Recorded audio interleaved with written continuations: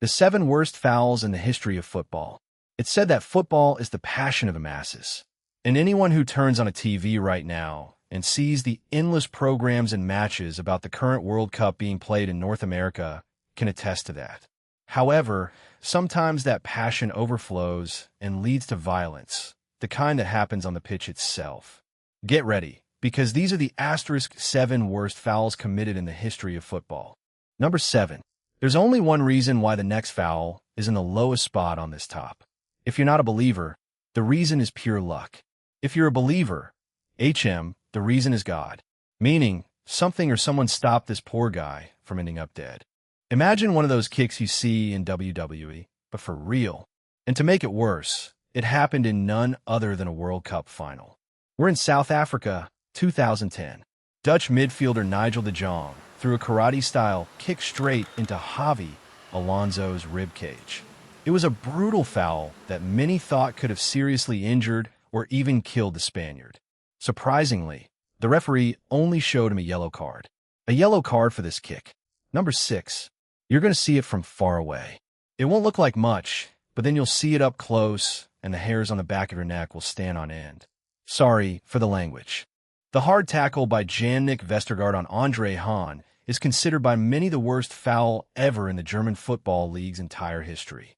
It happened on October 25, 2015 in a match between Schalke and Borussia Mönchengladbach.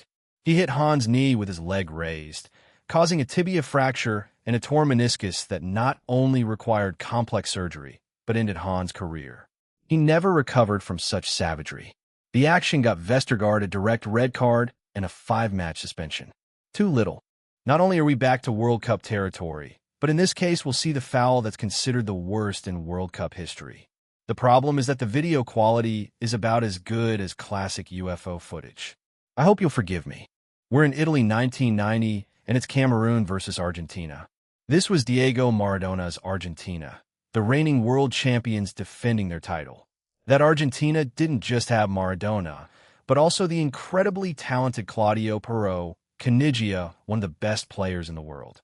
Cameroonian player Benjamin Massing, like a wild animal, decided to deliver such a violent kick to Perot Canigia that it sent him flying again.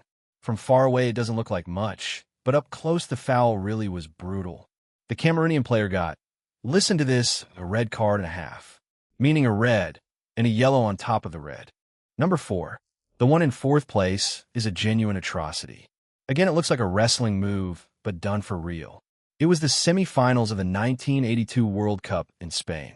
France versus Germany. The foul is incredible in more than one way. For starters, it was committed by a goalkeeper. But despite what you're about to see and hear, German goalkeeper Harald Schumacher didn't even get yellow card.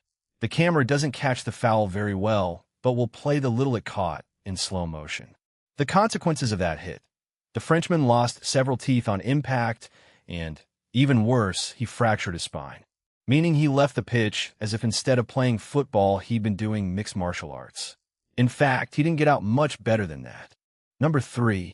Now we're entering the realm of fouls that could perfectly be considered punishable crimes if you analyze them.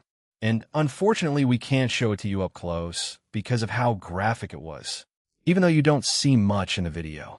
Believe me, please, there's a reason why this foul is up here on the podium. In the Premier League, England's top division, on February 23, 2008, Arsenal faced Birmingham City at St. Andrew's Stadium. Just 3 minutes into the game, defender Martin Taylor made a hard tackle on Brazilian forward Eduardo da Silva. The action caused an open fracture of the tibia and fibula. But not only that, it also caused a very serious ankle injury. The image was so shocking that Sky Sports decided not to replay it during the broadcast. While doctors attended to the player for several minutes on the pitch, they decided he had to be rushed to the hospital. Taylor received a direct red card and later served an automatic 3-match ban. Arsenal's manager at the time, Arsene Wenger, even asked that Taylor be banned for life from professional football. At that time, Eduardo was going through one of the best periods of his career and was considered a key player for both Arsenal and his national team. He was never the same again. Number 2. The one in 2nd place happens so fast you're going to miss it. But but when you see the replay, you're going to bricks.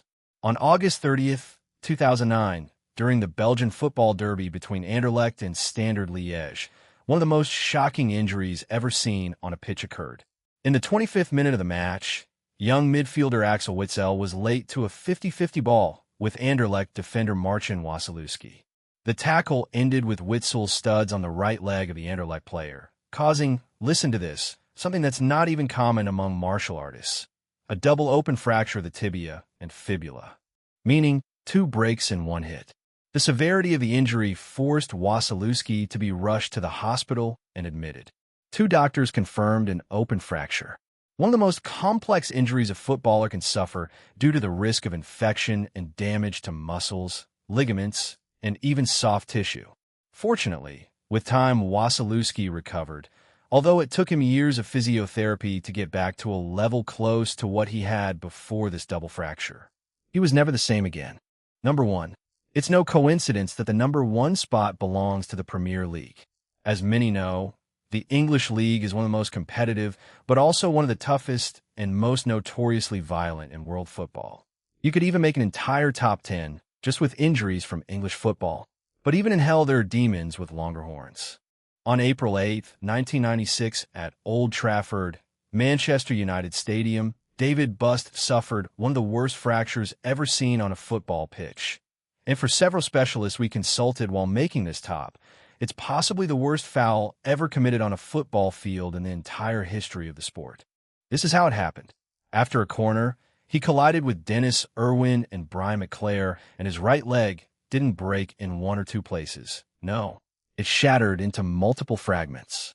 There was an open fracture, meaning bone breaking through the skin to come out as a bloody protrusion.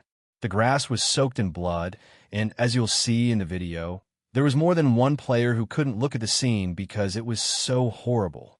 They say that in fact one of them vomited. Once again, at the time they decided not to show replays because the injury was so graphic and horrid. David Bust never played professionally again. The injury was so severe that they even feared his leg would need to be amputated. This man was left disabled for life, and all because of a foul committed by 2 opposing players at the same time on his leg. Number 1, if you liked the video, please give it a thumbs up and share it with someone who might be interested. Thank you very much. Please hit the bell so you're up to date with our uploads. This is Dross, and I wish you good night.